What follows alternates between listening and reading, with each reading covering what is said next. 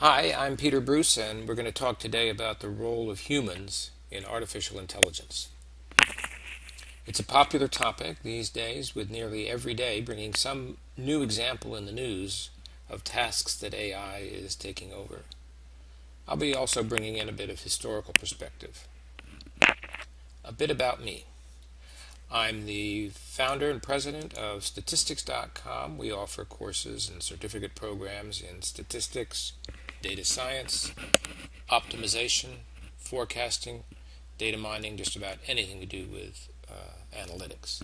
I've authored or co-authored several books aimed at practical applications of data mining and statistics.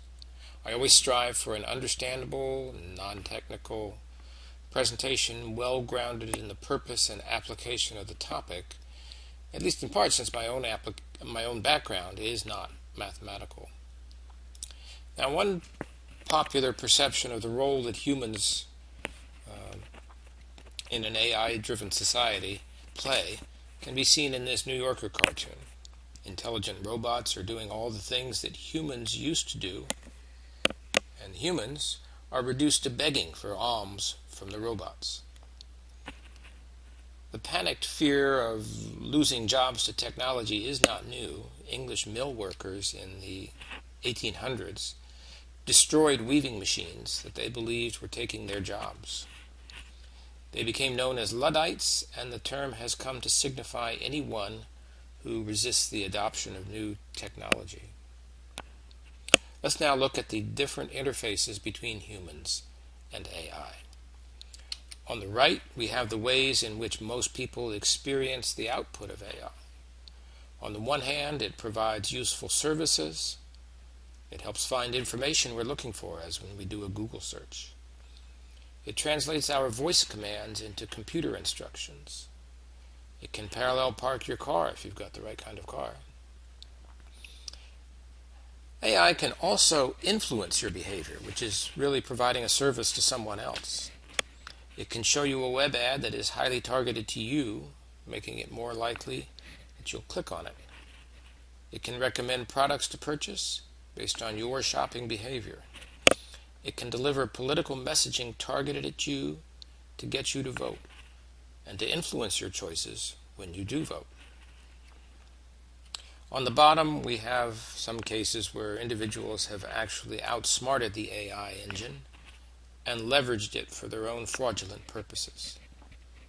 For example, internet advertising. It's nearly a completely automated business driven by algorithms that leave the human out of the loop once the advertiser has configured the ad and provided payment.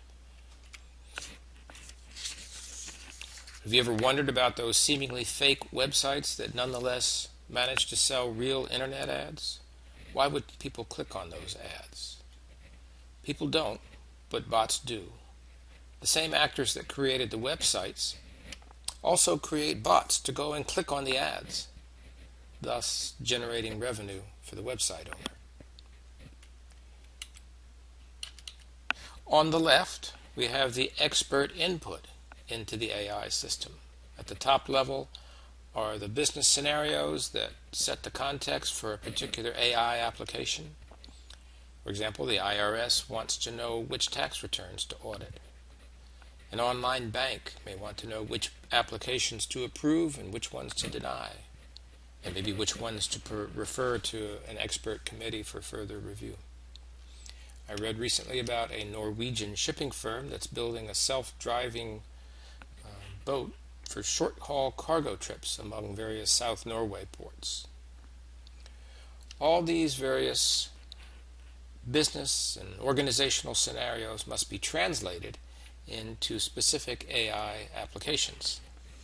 Consultants and software vendors work with off-the-shelf software such as SAS Enterprise Miner or IBM Modeler, RapidMiner, or something else to craft solutions. Coders use Python and R to grow their own solutions. But in either case, a lot of work goes into telling the AI application exactly what to do. Now, what has happened in the last few years is that this input of setting the specifications can be at a higher level. The AI its engine itself can increasingly learn some of the details.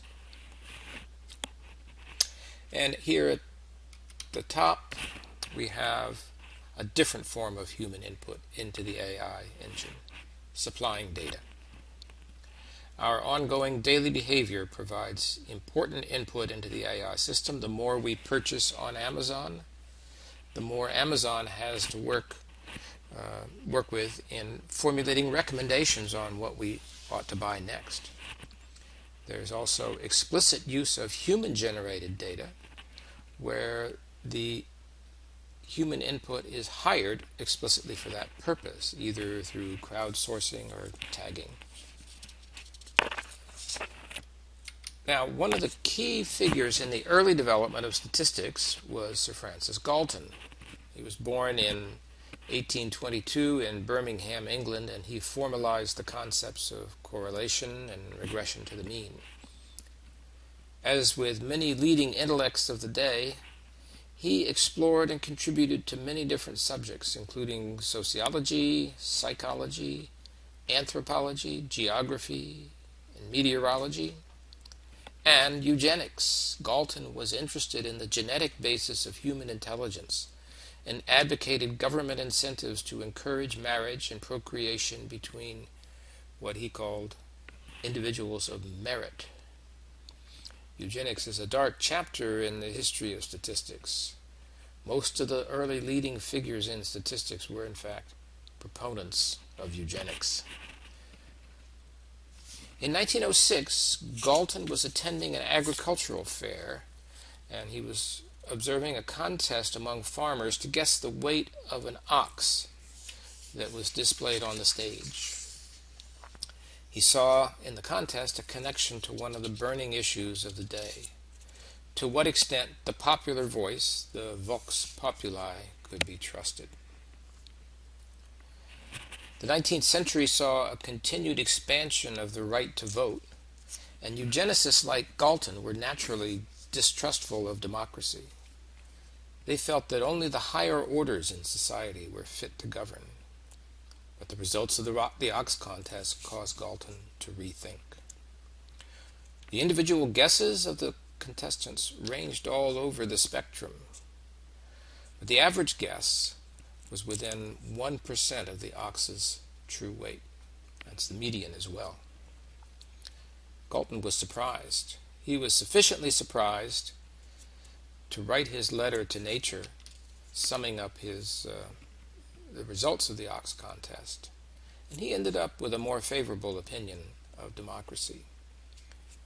What he said was, the result is more creditable to the trustworthiness of a democratic judgment than might have been expected.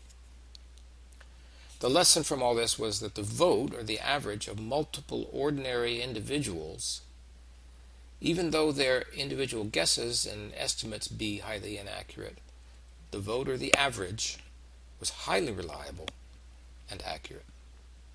James Surowiecki, a writer for The New Yorker, summed up this phenomenon in the term wisdom of the crowd, which was the title of his book on the subject. And a new TV series by the same name was launched a couple of months ago. It features crowdsourcing to solve crimes. Jeff Bezos, the owner of Amazon, used crowdsourcing to figure out how best to give his money away. Not trying to think of the answer himself, he crowdsourced it, got 46,000 suggestions, and used a method inspired by bee swarming to come up with an answer. What was the answer? Well, for him it was drinking water, access to clean drinking water. Another example in popular use of crowdsourcing is the Galaxy Zoo.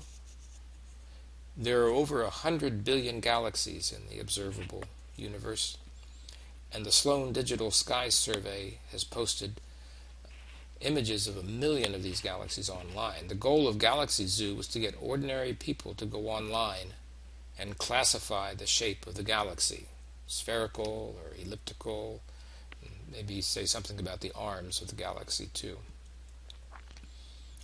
Within its first year, over 50 classifications were received on average for each of the 1 million galaxies. And you can extrapolate from the notion of the wisdom of the crowd that you'll get pretty accurate classifications that way. We go next to tagging, but before we can go to tagging or labeling, we need to take a brief detour into the idea of supervised learning. You may have heard of the controversial use of predictive modeling by Target, the store. Target was creating mail-order special coupon offers for pregnant women, among many other types of offers that it created. And one father received these offers in his mail and, very irate, went down to the local Target store and chewed out the manager and presented them with a very angry response. Got back home and because he felt that they were completely off base, targeting things to his daughter based on the supposition that she was pregnant when in fact she wasn't. Well, of course, you probably know the story. In fact, she was pregnant, something that Target knew, but her father didn't. The obvious retail clues to somebody being pregnant, purchasing maternity clothes, baby clothes, or a crib, are very reliable, but they're actually too late from the retailer's perspective because by that time the money's mostly been spent. There are earlier clues. They're not so obvious. They're changes in patterns of purchase of small items like lotions and supplements. And it was in fact data mining algorithms that captured these less obvious and more complex signals. So we're going to talk a little bit about how a data mining model is trained. We have a matrix of data where each row is a customer and the columns and the cell values represent predictor variables, mostly purchase data. And we have an outcome variable that is classified as a 0 or a 1, meaning not pregnant or pregnant. Now, Target doesn't really know whether women are pregnant or not, but it does have a baby shower registry, and that serves as a good proxy variable for whether its registrants are pregnant. They can assume they're ones. And Target would be able to cobble together a data set of similar size and women of similar demographic who are not on the baby shower registry, and you can assume that most of those are zeros. Not fully justified, but it's a sufficiently separable data set that it works very well. Together, these two components constitute the training set. Known outcome, the proxy variable, and there's purchase data over time. So how does the model predict? Okay, we have up on the top row here customer number 1. The yellow data is all the existing customers, and you'll see on the right there that for each of them we have a value for the proxy value, the proxy variable of whether they're on the registry or not. Down at the bottom in green we have a new customer, and we want to know, is that customer pregnant or not? They are not on the baby shower registry. We have no information about them as far as their pregnancy status. So the algorithm, that we're going to use is called KNN, or K nearest neighbors. And let's talk a little bit about the predictor variables. Those are the columns. Zinc 10 means that the zinc supplements have been purchased within the last 10 days. Zinc 90 means that they have been purchased within the 10 to 90 day period. Of course, a 1 means that yes, they have. A 0 means no, they haven't, for that particular customer in that row. Same for magnesium supplements, and the same interpretation for cotton swabs. So you can see that customer number 1 had purchases for all of these except cotton swabs in the last 10 days. So nearest neighbor says, let's compare this new customer in green to the existing customers and see which ones it's most similar to. So I compare it here at the top to customer number 1, and you can see that with the exception of that second column, it's exactly the same as customer number 1. The new customer has the same purchase pattern with that one exception. If you look at customer number 6, you can see it has a quite different purchase pattern. It's only the same in 2 of the variables. The other 4 are different. So what we're going to want to do is compare that new customer, the green row, against all the customers in our data set and find the ones that are closest. And in order to do that, we need to have a metric. We're not going to sit there and eyeball each one. And our metric will be the sum of squared differences between the 2 vectors. Okay, what that means is we subtract the vectors. They're all numbers now, of course, the ones and zeros. And in the top case, you can see that we get mostly zeros.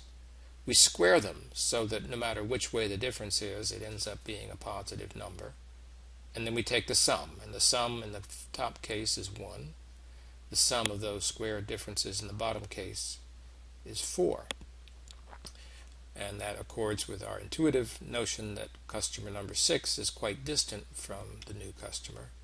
Customer number 1 is quite close. So what do we do with that information? Well, we're going to go look at customer number 1 as the closest customer and say, okay, what class is customer number 1? Customer number 1 is not pregnant. So tentatively, we're going to say, okay, that's how we'll classify our new customer. Now, we're going to, remembering the lesson from crowdsourcing, we're going to actually go back and compare the new customer not to just one customer, but to multiple customers. We'll find, say, the 3 nearest customers, or maybe the 5, 6, 7, 8 nearest customers.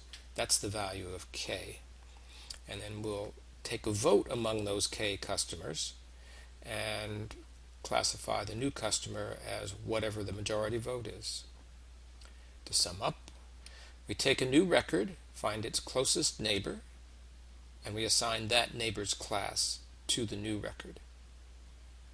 Or, better, using the wisdom of the crowd, we find the closest K records, find the majority class, and assign that class to the new record. If we pick a large K, it smooths over the local information and tacks into more global information. Low K does fit local information, but if it's too low, you end up fitting noise and not the signal. This is one method of supervised learning. There are a number of others, including some classical statistical ones called logistic regression and discriminant analysis. Other machine learning ones that are more recent are neural networks and classification trees. They all have in common that we must have training data with known outcomes that can be used to predict, used to train a model and then predict new data. So as we've seen, for example, in the case of the IRS or an insurance company with fraudulent loans, often the records of the organization will contain that data where the outcome is known. In many cases, though, we need to get some data where the outcome is known. For example, in a legal discovery case where there may be tens or even hundreds of thousands of documents, and a law firm needs to classify them as being relevant or not relevant to a particular case. There's a software, an AI solution. The first step is human, though. A paralegal or a lawyer reviews, say, 1,000 records and tags them as relevant or not, 1 or 0. These tags of these documents are then used to train a predictive text mining model, which can then be applied to records that have not been reviewed. So this is the process of tagging. Amazon, in fact, has a whole interface for engaging people for the gig economy.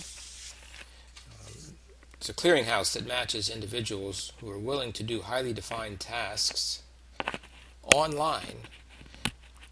And a common task is tagging, labeling an image or a document. Here you see they're asked to label rooms in a house as to which room it is, kitchen or bedroom, living room, etc. One task that hopes to see some benefit from tagging and AI is X-rays. The quantity of X-rays requiring analysis is really staggering.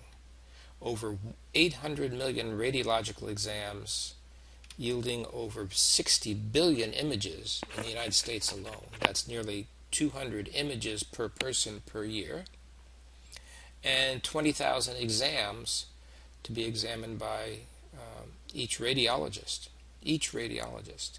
So the number of radiologists has, of course, been growing, but even that growth, which is pretty rapid, has not alleviated shortages in the field or the burnout that plagues radiologists faced with reading and interpreting a flood of images. So AI comes to the rescue with algorithms that can classify X-rays. Tagging plays a key role. That's the human input. The algorithm must be trained on slides that have been tagged or labeled by expert radiologists. And you can see if multiple radiologists tag each slide, wisdom of the crowd, the algorithm can be trained with the average of those tags, which, as we have seen, can be more accurate than any single radiologist. Now, the catch here is that the process so far focuses on identifying a single pathology at a time. For example, the AI can be trained to identify pneumonia or not pneumonia. Unfortunately, that's not usually the question. The question is more likely from a medical perspective, is there something wrong? And if so, what? So the training process has to actually be repeated for multiple possible conditions. And AI, as of this date, has yet to enter the radiological diagnosis domain integrated in a large-scale practical way. But the prognosis is that eventually the application of AI will not replace radiologists, but will ease their burden and augment their decision-making capabilities. I think they're always going to be needed both at the input end to provide the tagging, the expert tagging, and at the other end where the non-routine cases, the more interesting cases, have to be reviewed by expert humans. By the way, the wisdom of the crowd concept applies to statistical models as well. This is the whole concept of ensembles. Say in insurance, you might have multiple predictive models that are predicting whether a claim is fraudulent or not fraudulent. And it turns out that the vote of those multiple models is often more accurate than any single model is. So that's tagging. It's an explicit and usually a paid injection of sufficient human expertise to get the AI algorithm launched. Let's now turn to the other main human source for AI learning, which is our own behavior. How does Google know what links to suggest when we type in a search phrase? Well, a search phrase can be represented as a row in a matrix.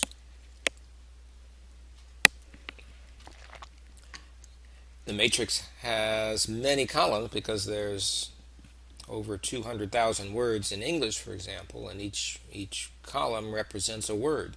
Each row represents an inquiry, and you can see that by far the majority of entries in the matrix are going to be zeros. This makes it what's called a sparse matrix problem. And sophisticated mathematical techniques are needed to deal with such a huge ratio of data to actual information. But that's a technical problem. Consider the early days of the internet and the search phrase Ricky Ricardo and Little Red Riding Hood. In the first days, it probably would have turned up some information about Ricky Ricardo, the band leader, or Ricky Ricardo, his role in I Love Lucy, or if the AI algorithm is going to focus on Little Red Riding Hood, it'll turn up stories, information about the children's story. And Google learns by finding out what people click on after they have been presented with various choices of what looks to be, to Google's, relevant information. As time goes on, and this search happens more and more often, you can see it's probably not a search that happens with huge frequency, but given enough time and enough people, enough spread of Google, it will accumulate more information. Google will identify the exact I Love Lucy episode where Ricky reenacts the story of Little Red Riding Hood for his infant son, Little Ricky, in a comic mix of English and Spanish. Well worth watching, by the way. But the key here was that as the algorithm gets more and more information and people are typing in this search term, and then occasionally this link pops up, it'll be what people click on, and over time Google will learn, aha, this is the one we need to present them with. This is an example of continuous iterative learning. The algorithm makes suggestion and then makes use of user feedback on an ongoing basis to improve the algorithm. Another example is Facebook's suicide prevention efforts. It has a team of 4,500 analysts that are reviewing posts that are suggested by an algorithm as being potentially indicative of suicide ideation. The actions of the analysts, do they ignore it? Do they call 911? Then serves as training input for future predictions coming from the algorithm, and the algorithm improves its performance. Things do go wrong, though. For example, there's this story that many people have heard of the Army when it wanted to create an AI algorithm to distinguish between tanks and trucks. And it went out and took a whole bunch of pictures of tanks and a whole bunch of pictures of trucks. And the AI algorithm proved very adept in distinguishing the tanks from the trucks. The problem is that the pictures of the tanks were all taken on a cloudy, overcast day, and the pictures of the trucks were taken on a bright, sunny, blue sky day with puffy white cumulus clouds. Well, you guessed it, what the algorithm was doing was distinguishing the sky. It learned very well to distinguish sort of a monochromatic, overcast sky from the puffy clouds in the blue sky scenario. Wasn't paying any attention to the vehicles themselves. That's an example of bad input going into the algorithm. It's also, unfortunately, the case that the crowd can be wrong. A couple of years ago at the joint statistical meetings, we did a contest. We were trying to replicate the wisdom of the ox phenomenon. And we filled a glass jar with a bunch of money and asked people to guess how much money was in the jar. Well, the guesses were all over the place. Well, that's true of the ox contest as well. But these were highly skewed. Some were as low as $20, $30. Others were over, I think, $3,000 in some cases. And unlike the ox contest, the mean of these guesses was well above the actual value in the jar. Even the median was. So what was going on was that we had posed too complex a question, and estimation underperformed. Our question really had two parts. Part one was how many bills are in the glass jar, and part two was what proportion of those bills is higher denomination bills, and people were trying to estimate both at once, and that's where they came a cropper. For some reason, some people thought we would be giving away a whole lot of money when we didn't need to, judging just by the number of ones there. But there were some 10s and 20s hidden away. When we repeated the contest in last year, we told people, and in fact had, only $1 bills in the jar.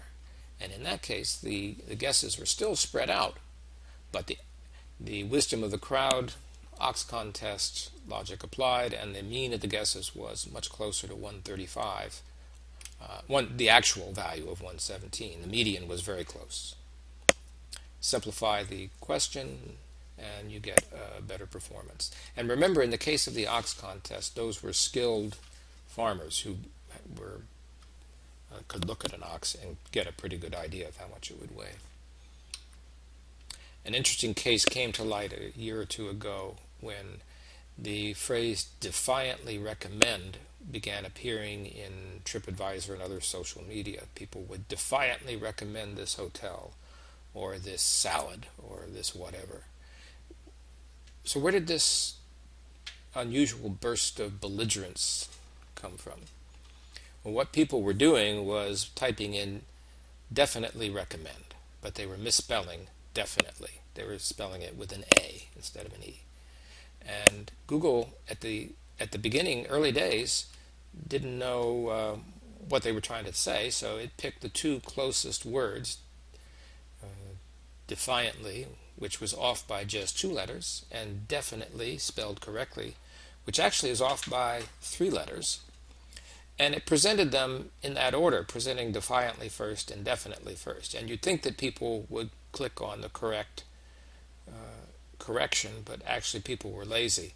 They just hit enter or whatever got them to the next screen the quickest, and they weren't super sharp spellers themselves, so it didn't really bother them that much.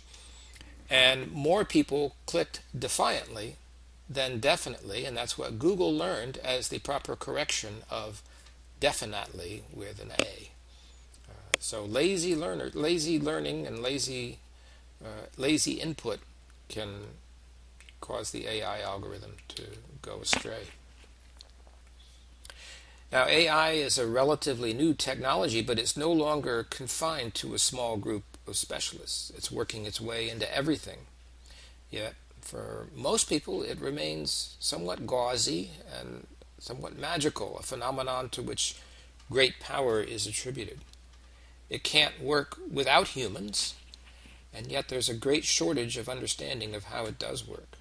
Now, most people don't need to know how many layers and how many nodes there should be in a convolutional neural net. But more and more people in organizations do need to know what analytics and AI do and how it works, and at a sufficient level of detail to do their job properly. IT folks will benefit from knowing more about their data structure and what types of AI applications it's suited to, so that conversations between them and analysts proceed expeditiously. C-suite executives need to know how AI plugs into their business strategy. They can't just wave their hands, as I've heard said, and say, well, we need to do this AI stuff, please get into it for me.